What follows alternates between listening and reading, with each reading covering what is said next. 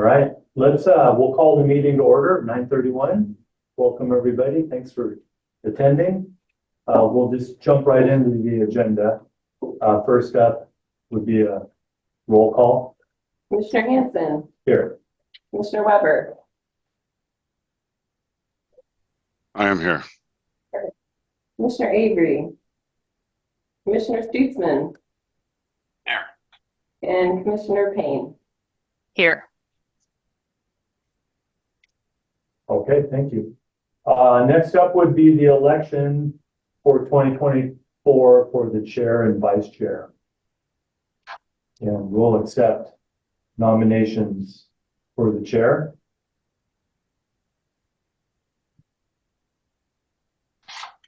Any I nominate Chris again for the chair.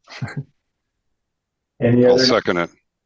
Okay, thank you. Any other nominations for chair?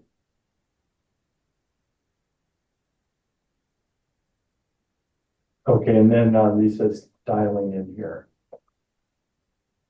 Okay, no other nominations for chair, and we have a second. All in favor? Say aye. Aye. Any opposed? None opposed. So Chris Hansen has been elected as the chair for 2024. Now we'll take nominations for vice chair for 2024.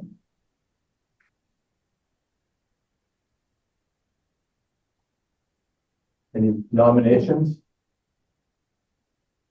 Can I ask who was the chair last year, or vice chair, excuse me?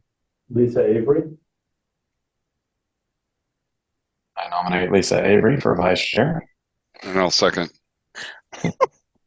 Any other nominations for vice chair? Hearing none, we'll take a vote on the vice chair for Lisa Avery.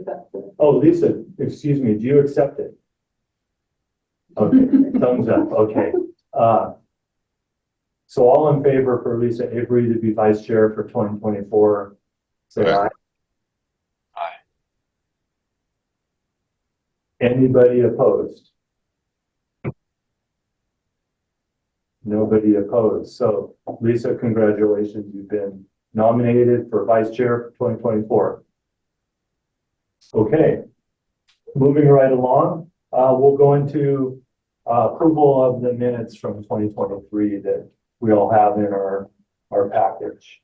I'm assuming we've all had time to review them. So take a nomination or a motion to approve the minutes for 2023.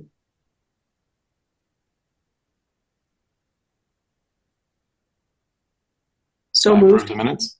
Oh, Avery or something. Yeah. Yep. A second? I'll I'll second. second it. And seconded. All in favor of approving the minutes? Say aye. Aye. Anybody opposed?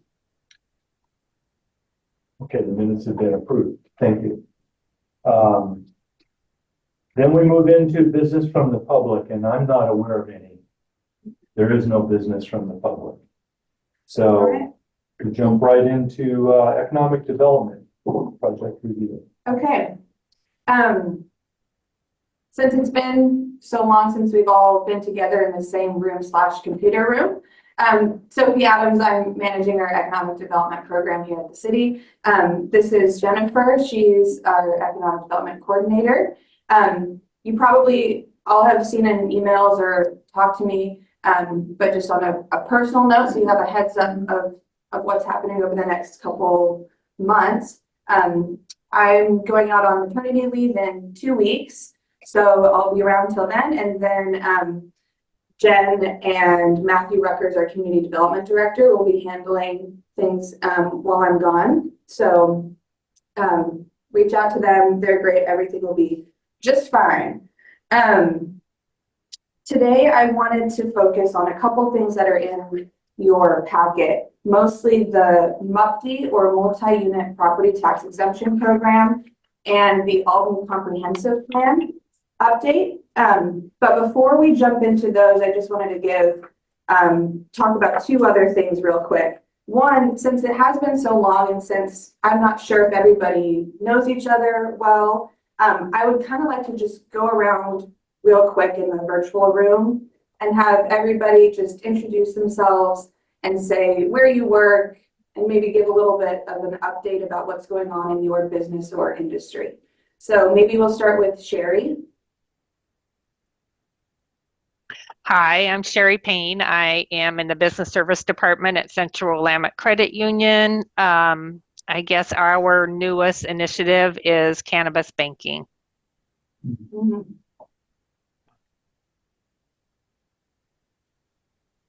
Great. Okay, let's go to next on the screen, Tim Weber. Yeah, my name's Tim Weber. I live in North Albany, but I work at HP in Corvallis. I have a couple different roles. One is I'm the site manager there, which keeps me busy, but I'm also run the 3D metals business for HP. And actually one of the things I've been working on in the greater Albany area is looking at how to leverage 3D printed metals. If I was there, I could show you parts in production and looking at some of the other businesses within Albany and outside Albany, think Millersburg and so forth, and how do we potentially work to build, new advanced manufacturing relative to metals, building on top of things that the Albany area already does, which is one of my primary interests, talking with Chris now well over a year ago, why I'm interested in here, because I think there's a lot of opportunity. Anyway, that's me. So, thank you. Brent? I'm Brent Stutzman with Stutzman Services. We're just a local plumbing and well water systems company. I manage the plumbing side of the world here, and also one of the owners of the company, and so wear lots of different hats. Business has been really good. We're still struggling with the labor issue, kind of like everybody in the trades. Yeah, but that's what we do. Thank you. Lisa? Hi, good morning, everybody. Lisa Avery, president of LBCC. I'm actually out of town at an advanced manufacturing conference in Milwaukee, so sorry for not being there in person, but primary concern here, like locally, is the talent pipeline and how colleges can make sure that we're really an integral part of that. I live in Millersburg, and lots of new industry coming there as well. And LB tries to make sure that we welcome new businesses to town by figuring out what their sweet spot's going to be around employee talent. So thanks for having me. I'm going to remute just because I'm at the conference and forgot my headphones. So I'm huddled away in a corner, but listening, but just trying to stay a little bit quiet. Thanks. Thanks, Lisa. Chris? Yeah, Chris Hansen. I lived in Albany for 40 or 45 years. I do commercial real estate development, primarily industrial. We just finished a project in Albany on Ferry Street that was so far been very successful and leased up very quickly. So is a good indicator for demand for facilities, I thought. And I work with companies and have an interest in helping companies land in Albany, essentially, to grow our job base in industrial focus. So that's what I do. Great. Thank you for doing that. Okay, so I wanted to highlight a couple projects that are kind of going on in our department and at the city, just in case you hear about them, or if you have any comments or questions, that's always welcome. One, and these are kind of all across the spectrum, so this is just a real general wide overview. You probably are aware that the city collects transient lodging tax. So does the county, so does the state. We have historically only collected from traditional lodging operators like hotels and motels. Several years ago, we amended our code to remove an exemption that was there for short-term rentals. So think like Airbnb, renting out a room or two in your house.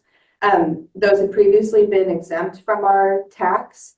But it's since that's such a growing industry and our hotels and motels are paying into that, but these short-term rentals are taking up a lot of the market and are not. Our council directed us to remove that exemption and then find some way to implement a process to collect taxes from those short-term rentals.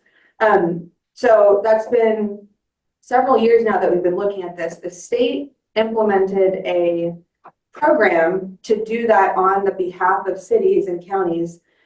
Took quite a while for the Department of Revenue to roll that out, and they will collect holistically all of your TLT, not just short-term rentals, but they would collect from everything. They would essentially take over our whole program. In speaking with other jurisdictions that have used the state's program, they haven't been so far thrilled with how it's rolled out. There's been some lack of data sharing and reporting. Anyway, just some hiccups in the rollout. Maybe those things will change and get better over time. But for the city, we decided it would be better if we go out on our own and find a third-party consultant software type firm who could manage the collection of TLT for us. These firms have popped up to meet this new demand since Airbnbs and VRBOs have become so popular. So there's quite a few of them out there that do exactly this type of thing. We went through a procurement process that's just wrapping up, and we should have a contract in place as of August 1st with a company that will essentially identify all of the short-term rentals within the city and then communicate with them and manage the collection and remittance of the appropriate amounts of TLT, transient lodging tax, and then also manage the compliance if it looks like they're having more stays and not remitting the appropriate amount of taxes. So hope to have the contract in place beginning of August. And then it'll take several months for implementation and communication. Since this is a new thing, we want to give plenty of time to communicate with folks that are running short-term rentals in the city. If there's a new process in that, this will be a change to their operations a little bit. So hopefully beginning of January, we'll actually start collecting that tax.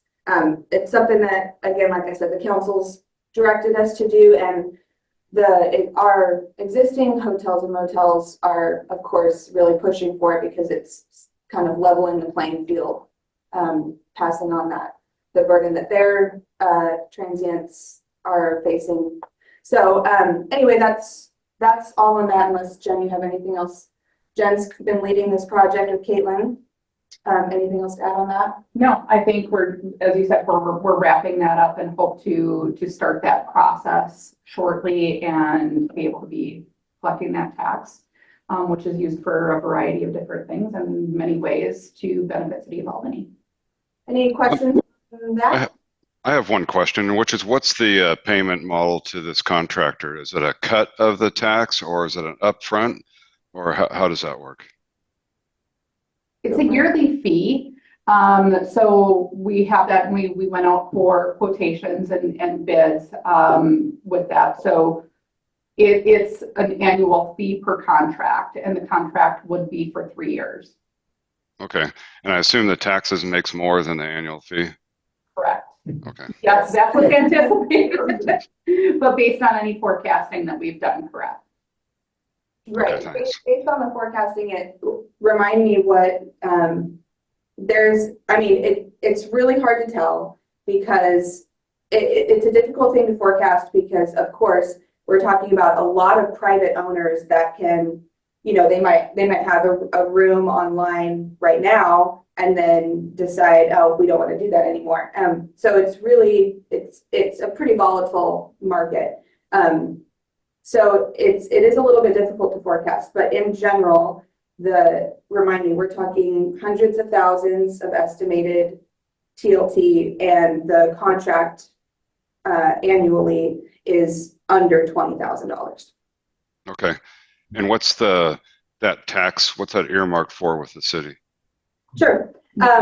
Generally speaking, TLT is spent on economic development staff, and materials and services, that sort of thing. So a portion of that goes to cover finance, HR, all of those central service type activities at the city. And then a good portion, the majority actually, close to 70% is spent on tourism related expenditures. And a lot of that has to do with the ORS, and how they mandate that cities spend TLT. So the majority goes to the Downtown Association, the Visitors Association, the Monteith House, Northwest Art and Air.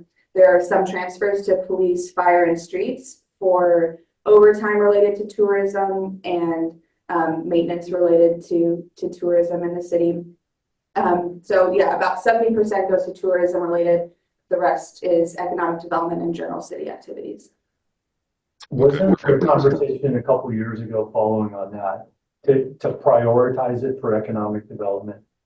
And that's an open issue, as I remember it. Yes, as it stands right now, because of I would say from a city's perspective, the priority is economic development. TLT goes into the economic development activities budget. And so it's managed by myself and under our community development director. So in that sense, it doesn't go to the general fund and it's not spread out across the city. So it is directed towards economic development, but we have that added piece of the ORS mandated minimum on tourism. And is the statute mandating 70% goes to tourism? Or just some of it? Yeah, it depends on when you had a TLT put in place in your city. So it's different for all cities across the state of Oregon. In Albany's case, we had a TLT in place in the mid-90s. Then in 2003, there was a change in the ORS that essentially created this grandfather clause that said if you had a tax in place ahead of this 2003 amendment, then you were grandfathered in at whatever you were spending on July 1, 2003. And so it's an arbitrary number, and it's been very difficult for cities and municipalities and jurisdictions that collect TLT to deal with, because it's just a snapshot in time, and it doesn't really represent the needs of whatever the jurisdiction is. So it's an issue that has come up many times over the years, not just for us, but in general, because it reduces that flexibility that jurisdictions have to spend on what's needed at the time. So for us, our mandated minimum at that 2003 level is around 48.5%, but we have traditionally spent More. close to 70. On average, we've spent 70% over the last at least 10 years. Is it okay to ask more Yeah, questions? please. So would it be within our control to at least advocate for potentially the new taxes or additional percentage of that revenue that we get to be allocated to like an economic development fund that we would manage for inciting businesses? Yeah, I think that it is, I think that we can even, how am I going to say this? Absolutely within your purview, and it's a good idea to think about in general, what programs, funds would be aligning with our strategic plan and with our economic development strategy that we're currently missing in our program, and make recommendations for how funds coming in should be spent. Like we're talking about, we might have some additional funds coming in if the short-term rental thing works out like it's supposed to. So absolutely. Okay. Yep. Thanks. Anything else on TLT? Not necessarily on TLT, but follow up to Chris's question. I missed the one and only council meeting we had last year because I was on a business trip. it would be valuable for me to just kind of understand the current strategy and revenue and funding and strategic goals as set up by the sort of EDC, just so I have a better context for how to help guide. Maybe that's something I don't do as part of this, but maybe it's a meeting with you all just to kind of understand kind of the lay of the land. Does that make sense? Or Absolutely. Happy to do that. And I can just point you just so that you have it to reference throughout this conversation if it's helpful. I listed the 4 goals that are in the goal headers that are in the healthy economy section of the strategic plan. So overarching goals, those are what we're talking about. And then actually later today when we get to the comp plan review, we'll dig into that a little bit as well. And then we'll see what we've missed and what might be helpful to do in another meeting. okay, thank you. Yeah, thank you.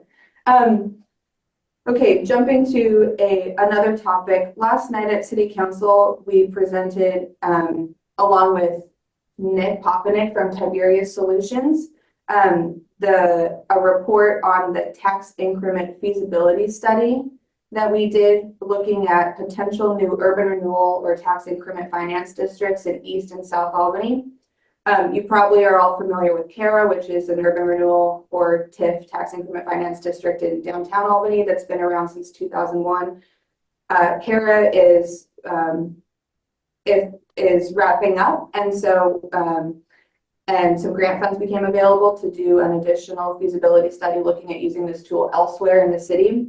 East and South Albany have been called out in our strategic plan as areas that are for focus of industrial and commercial type development and additional business support. And so it was a natural fit to use these grant funds to look at using to see what the financial capacity would be to use TIF in those areas of the city. So it's not included in your packet because they just happened yesterday, but we presented the results of that feasibility study to council. It was just an information session only. There's no action or recommendation that came out of that. But I just wanted to give you a heads up so that you've heard about it at least, and I'll pass on the memo and the report to you all so that you can take a look at it whenever you'd like. TIF is a pretty incredible tool to invest and spur private development in an area, invest in public infrastructure without increasing taxes. So anyway, it's an interesting tool. It's pretty easy to kind of nerd out on it like we did a little bit last night, but I'll send that report to you also that you've at least had your eyes on it in case you're interested. Again, it's not something we're pursuing immediately, but the up end of that study is that there is financial capacity to do an East District, a South District, or a combined district. With between around 40 to potentially $70 million there over the course of about 30 years to invest if that's something that the council chose to pursue in the future. So I'll send that out after this meeting. Would that take a vote, like a public? Yes, there's been a charter amendment to the city's charter since CARA was enacted that requires any new TIF districts to go out for a public vote. So it's a pretty lengthy process. Just the plan creation process itself is laid out in ORS, and that's pretty lengthy. It includes a lot of public engagement as is, and then Albany is in a somewhat unique position to need a public vote as well. Actually, Wilson just went through a public vote for a new urban renewal district there, and it was voted down. So now that was going to be my question: is what's the current sort of public perception with these urban renewal districts? Yeah, it totally varies on the jurisdiction. I would say on the context of how many urban renewal districts and what types they've had in the past. In Albany, it's had mixed reactions, mixed feelings about it. CARA is very downtown focused, historic revitalization, streetscape projects, that sort of thing, which would be pretty different than what we would be looking at in East and South Albany, which would be, pretty public infrastructure focused. So very different, but it is also a somewhat complicated tool. So you really, it can be challenging, like Wilsonville just saw, to get it passed. A lot of strategy and thinking to go into it for sure. I think Lebanon has, I shouldn't say this on recording, but they have several urban renewal districts, so does Corvallis. So it's not unheard of to have quite a few. Albany has only had one at a time. And according to this feasibility study, we would need to wait until Cara was sunsetted in order to have enough acreage and assessed value to do another one. So in our situation, we wouldn't be doing multiple at a time. I think the ones that Lebanon has or had were pretty instrumental in Lebanon's growth that they've seen over the last several years because they put the public infrastructure in advance, which enabled development. Which it's essentially what we'd be doing, looking at in East and South. And so in that way, it's a little bit hard to tell what public perception would or support would be like in this scenario, because the work that Cara helped do was so different than what we'd be looking at in East and South. So it's a little bit difficult to compare. Okay, one just last thing to throw out is occasionally we have the opportunity to partner with other organizations on grant applications, and one that recently happened was an EPA grant to do some Brownsfield assessment work. So we worked with Oregon Cascades West Council of Government, the COG, on some Brownsfield assessments. So we have a phase 1 environmental assessment going on right now that's funded through grant funds on a property downtown. And there's the potential for applying for future grant funds through that same process. So that's just something that pops up once in a while, and we're happy to help facilitate if possible. So if you're ever working with any properties or property owners that have questions about their site, and not just in Albany, but across all jurisdictions that you'll work with, remember to reach out to your economic development folks. They might have grant funds available or be able to connect with other organizations that do. That can be really. Does that include wetlands assessment? No, this is just Brownsfield, so environmental, yeah. Okay. Yeah. So I know wetlands is a big issue too with this stuff, Yes. right? So. Yes. Okay. Now, if you don't mind, I'd like to move on to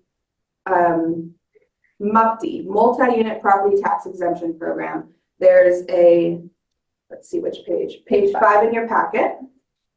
So MUPTI is a program that was identified in the city's housing implementation plan, the housing needs analysis. It's been listed in the comp plan as a tool available and preferred or recommended to use in Albany to incentivize mixed use development and, of course, multi-unit housing creation. This is kind of an interesting crossover between our wheelhouse of economic development and our long range planning folks and housing development. We are involved in this project because of that mixed use and economic development kind of component, and the fact that there are several developers that we have talked to that would like to do mixed use projects in Albany, but are only interested in doing projects in jurisdictions that have this tool available. So we've been working with the Community Development Department on developing this program. And this is a kind of a draft overview of what the program would look like. And I don't have any real expectations of this group other than since we're gathering, I would like to get your input on the program as a whole, any questions. Like I say, we're in the development phase, so we might not have answers for you, but good questions for us to be able to look at later. Specifically, I would appreciate input on the public benefit section of this project or of this program. So I don't know if you've all had a chance to look at it, if we want to give you a couple of minutes to glance through again and familiarize yourself, or if there's any questions that you have now or comments.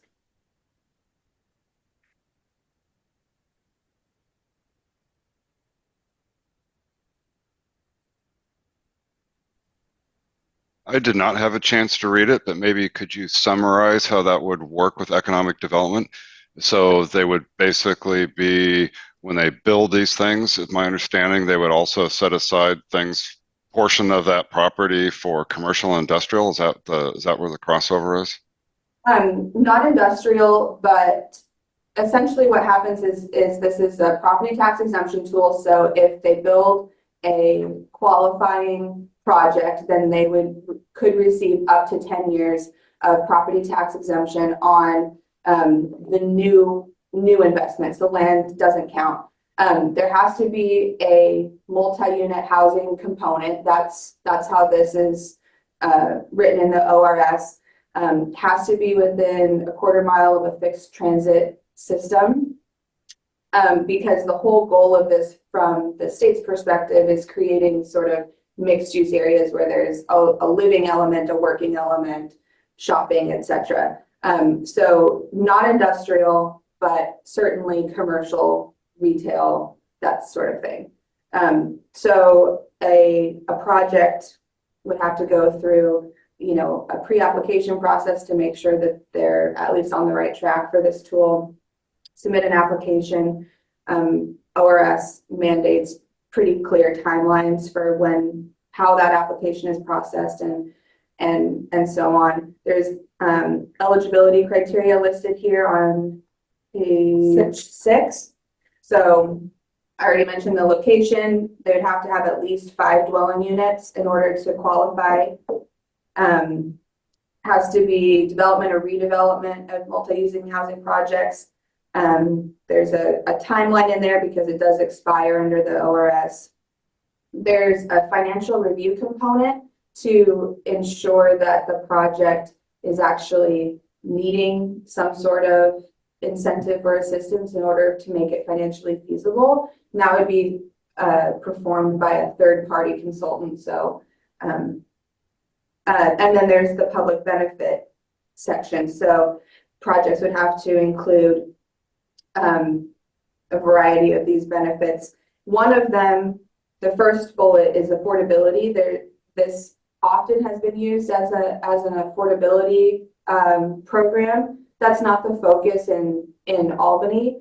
In our situation, what we're proposing is either an affordability component built into the housing project or an in lieu of fee, because we recognize that not every project is fit for affordable housing. There's a lot of extra administration work that goes on with managing affordable housing projects. And so there's that in lieu of fee option that could be set aside by the city to use to incentivize affordable housing elsewhere on projects that did make sense. I'm reading the line on that same page that talks about economic opportunities or catalytic effect. Is that the sort of the tie to economic development where there's, leaving room for commercial space or something like that? That is the tie. And the other tie is what I mentioned with speaking with some developers that are interested in coming to vacant or underutilized land in Albany, that are interested in doing a cool mixed use type project, but that only do projects where a MUFTI is in place. So for example, there's a couple currently vacant lots in downtown that we've had folks interested in doing a mixed use project on, but they need a MUFTI in order to make their business model work. So that infill and kind of matchmaking is where we are involved as well. Okay. Are there examples in other communities in Oregon where this has been successful? Yes. Yeah. Corvallis just implemented theirs. They have not had any projects yet. You might. Yeah, answer this one. Eugene has probably been one of the biggest in utilizing the MUFTI program. So a lot of buildings with, so we said, commercial and retail space on the first floor, and then multi-unit living up above. It happens in a variety of different ways how that's structured, but all of them have that public benefit component to it. The cities get to make those decisions on what those public benefits are. So if Salem has it as well, Bend is a big proponent of it. Some over on the coast, but it's definitely different than what Albany would be looking at. But every city and how they structure it and what they look at as those public benefits is really tailored to what's going to work in that jurisdiction. Okay. So for example, like we added some of these public benefits are outlined in ORS as well. It's pretty prescriptive. But there's a bullet point, public parking within the downtown core. That's something that is an idea for Albany, which would be specific to us. Just recognizing that that's a specific need of Albany that wouldn't apply, to another area maybe.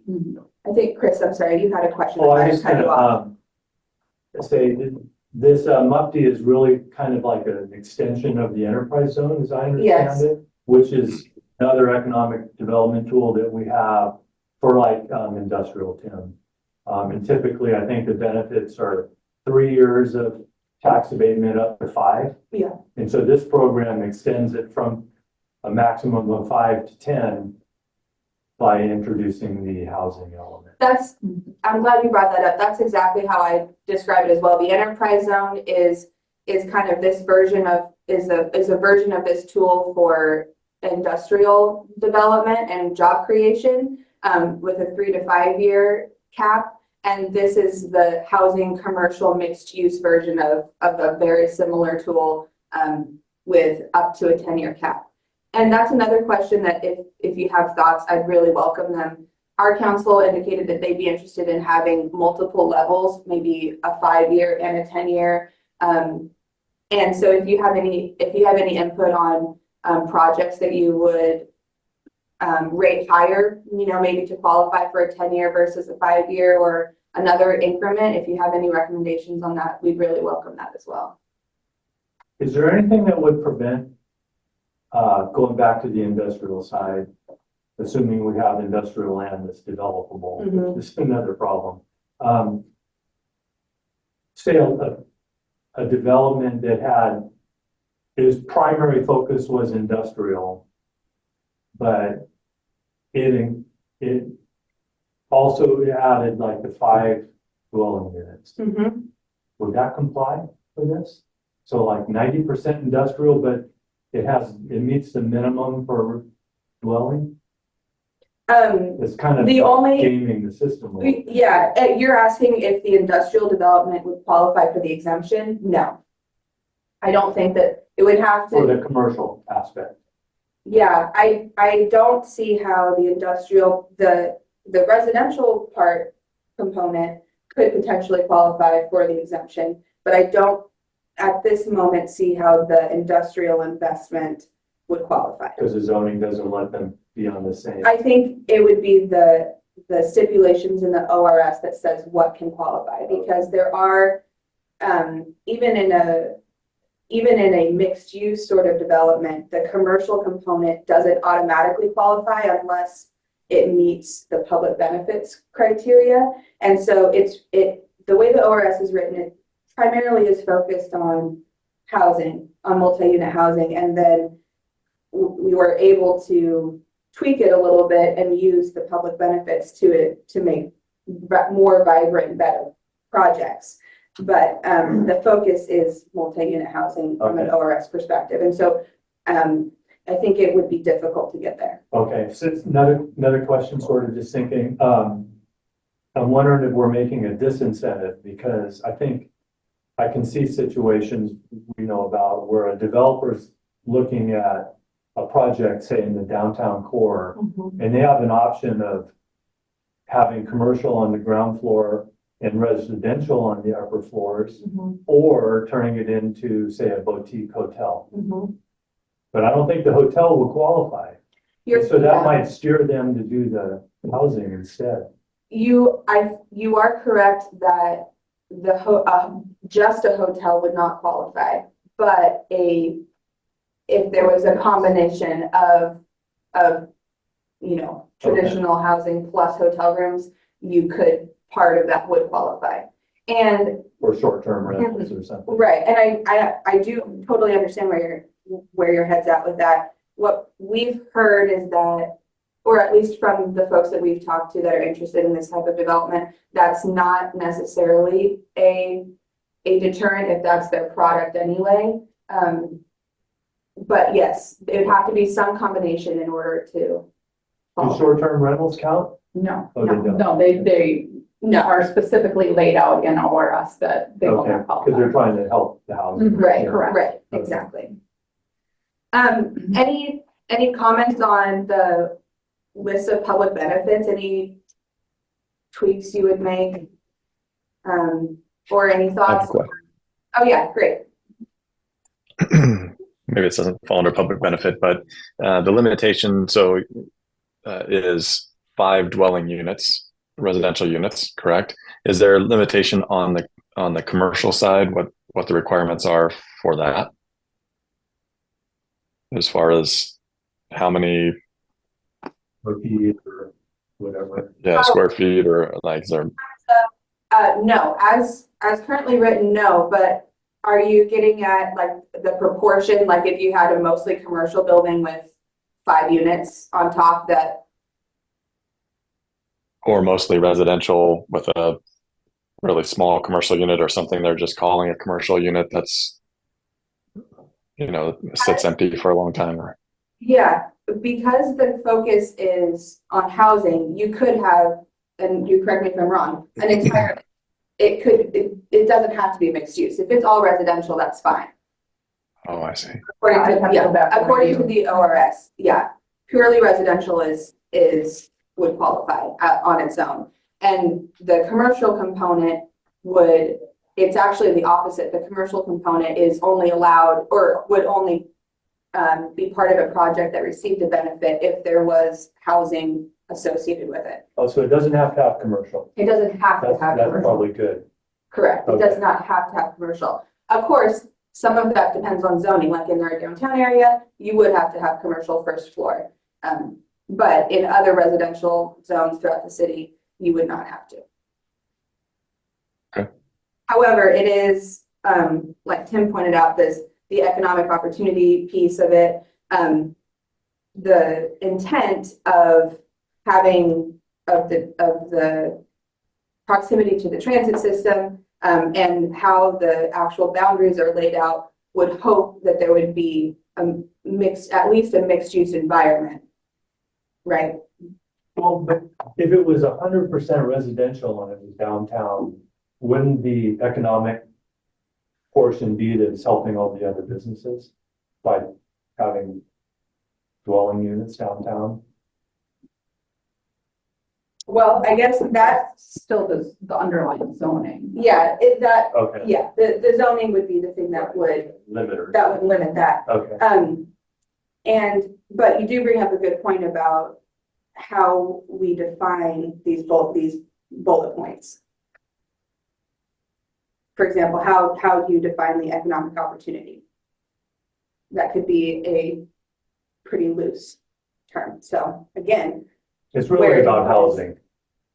Yeah, It's really. from the ORS perspective, it is, and that's why I started out saying this really is a crossover between community development and long-range planning and other city housing goals. It just has this economic development component to it, which is how, we're stepping in and helping out with it. So we don't have to spend any more time on this if we've got our questions out. I would just welcome any input. If you want to send it to me, over email, or if we want to talk about this more, that's great too. But always reach out if you have thoughts after you've, thought about it a little bit more, if something hits you later. Okay. Okay. Anything else on that? No? Okay. Last thing on my list is the economic development section of the Albany Comprehensive Plan. The comprehensive plan document is, you can find the full text online on the city's website, and I can send that link out later if you're interested. The economic development section hasn't been truly updated in many years. I can't remember when the last date was, but I would say 10 years. Yeah. So what we're hoping for is just to get your eyes on this section. It's laid out in a goals, policy, and implementation method or strategy sort of system. The goals that you see at the top are now aligned with the city's strategic plan. So those 4 goals that you see are the same as the headers of the healthy economy section of Albany's strategic plan. And then you'll see a list of policies and implementation strategies. And on that page 8, I believe, I just put in what the full comprehensive plan uses the same goal, policy, implementation method layout. And so I just put in the definitions of what each of those things are, if that's useful for you. This is a long list, so I don't expect us to talk about each one. And really, this is your time. So I would just really welcome any input on if there's a specific bullet point that you think is not applicable anymore or should be expanded, or if there's a category of work or policy that you feel like is totally missing. I would just appreciate any input or comments that you would have on this list. Now or later? If you have anything now, happy to discuss as a group, or if you'd like to reach out later, that's okay too. I'm not sure how long folks have had a chance to look at it. I know it's long. Yeah, I'm just kind of reading it over now. It is a lot of material. It seems like it's worthy of a more conversation from this council. Some initial reactions from just, scanning through it, living wage jobs and a lot of things that really make sense, but there's other things like diversifying the economy. Well, that's pretty broad, right? Are there segments that are building on Albany's, sort of core capabilities that, become a focus, or it seems like there's more opportunity to kind of blow that up, or maybe I missed it somewhere in the multiple pages, right? Yeah, good. And that is a good point too, that this is one section of a large document that that is part of the city as a whole, the whole comprehensive plan. Maybe there's the opportunity here to, and it needs to last over a long period of time, right? This isn't a 2-year plan or a 2-year strategy. So if there are things that to this group feel like stand out that are worthy of more conversation, or maybe this leads to us pulling a few things out and putting them in our more 2-year sort of operational type strategy or plan, and totally open to that conversation as well. I think that's a natural place for this to lead to, is this is an overarching document. Maybe there's some things that we should focus on specifically. Mm-hmm. And maybe another question, sorry for asking all these open-ended things, but what are the gaps relative to doing all these things, right? I also sit on the Corvallis-Benton County one, and there's clear gaps that community has, moving ahead, that limit economic development. I don't have a good feel for, what businesses say. Do people come and then get turned away, or they can't go through the bureaucracy, or there's not enough, infrastructure, power, water, all that sort of things? What are the gaps maybe that, require some focus? Yep, absolutely. Okay, great. I'm making a note of that. So on Tim's point, so for example, if we created a 2-year plan, it could also address the gaps, identify the gaps, and come up with plans to close the gaps.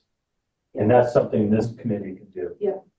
In these formal meetings or offline? And these, yeah, as it's Oh. structured right now, these meetings are placed together because it's a formal group. So maybe that's a future topic to kind of talk about what are the perceived gaps, by the city, by industrial owners, or the people who might diversify in the general public, right? And that leads back to your earlier point of if there are, of addressing those gaps, right? And if there is a funding source available or a program available to help address any of those that are needed. Or the gaps might be the priorities for the CARA, what's it called? For a future TIF district. For a future TIF district. Yeah. Yeah. Yeah, good point. Just so you are aware, this, and I think that I'm not sure if I mentioned it earlier, our long-range planning staff as a whole are updating the comprehensive plan. Really, they're calling it a light refresh because there was so much that was out of date and just not applicable anymore. So within the next couple weeks, we're just going to be tightening this up and giving it back to them so that it will be at least a cleaned up version will be included in their comp plan refresh. They are planning on doing a full sort of overhaul and maybe even looking at how it's laid out in subsequent phases of a project. So we don't have to feel like we need to get this comp plan refresh perfect, but just removing anything that's out of date. We took a lot of references to organizations that don't exist anymore and that sort of thing. We cleaned up all of that, and if you have any other tweaks on this, we'll incorporate that when we submit this for them to include. But I want to stress that this doesn't have to be perfect. It's sort of one step in the right direction of removing all of the outdated and factual information, and then a future refresh or a future overhaul will happen. And again, this is part of the comp plan. This isn't our, although if we get it tight enough that we want to use this as a more strategic document, we can. I also like the idea of a shorter term strategy that is a little more pointed. So I was gonna just a minor tweak on bullet number 3 on the goals, on the wages.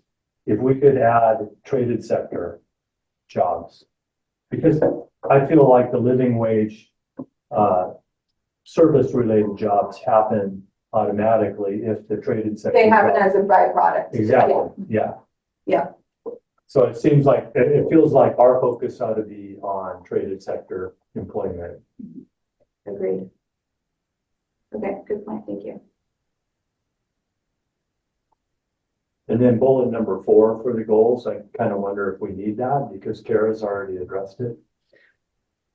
Yeah, so that's a great point. There was a whole section of this chapter that was all dedicated to Central Albany and downtown, which we just cut because we felt the same way that it was all focused on things that had already been done and already been focused on. So we removed that. This we kept because we were matching these 4 directly to the strategic plan goals, and it's still listed in the strategic plan until we do another refresh of that. Okay. So we might end up leaving that one just because Kind of there, ties to it. just because it ties to the strategic plan, and then it could be removed when a new strategic plan is in place. Okay. Any other thoughts or comments from the group on this, or anything from you? That's all I have on my agenda, so I can turn my time back over to you, Chris. I didn't have anything other than talking about the agenda for the next meeting. Okay. Does anybody else have any conversation or business they'd like to address? No, and I personally have a hard stop in 4 minutes. So it seemed like, focusing on the agenda, we covered at least one thing, which is, economic gaps, right, relative to this plan. And kind of the way I always think of it is if you know where you want to go, then you know where you are, and you do that assessment, and then the gaps are kind of what it takes to get from one to the other, I think would be good for this council to kind of think about for helping the city, right? I totally agree. Great. Anybody else? So as far as agenda goes for the next meeting, I think let's put on there maybe a draft review of the gaps that you identify, that the staff identifies. And Tim, what are your thoughts on, will we also discuss a 2-year plan, or should we take it in steps and look at the gaps? Personally, I think we should just start with the gaps, right? Because some might be, you look at it and go, oh, well, that's something we can fix, real quick. And others might be, wow, right? This is, where do we think we're going 10, 20 years from now as far as infrastructure? And maybe after we look at them, we can categorize them, right? Okay. Great. Anything else? It feels to me like we need to meet more often too. Absolutely. So, Yeah, this has been as you all know, the timing of this group getting created, and then a transition with staff. Yeah, I don't anticipate ever having this long of a gap again. And now that we have some things under our belt and some next steps, I would certainly like to meet more often. maybe I'm backing up a little bit. Another agenda item, could we have a standing sort of update from you guys on economic business growth and decline in the town? Okay. Yeah. Good It information. kind of goes back to my point. I would love maybe more of a workshop.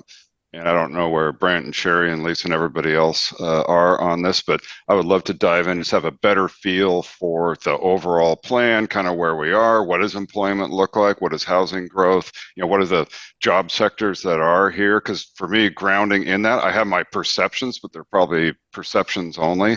To have a better feel, at least would allow me to provide better guidance, at least to what I think needs to be done, right? Sure. So kind of a look at the overall context of what we're talking about. Yep. Okay.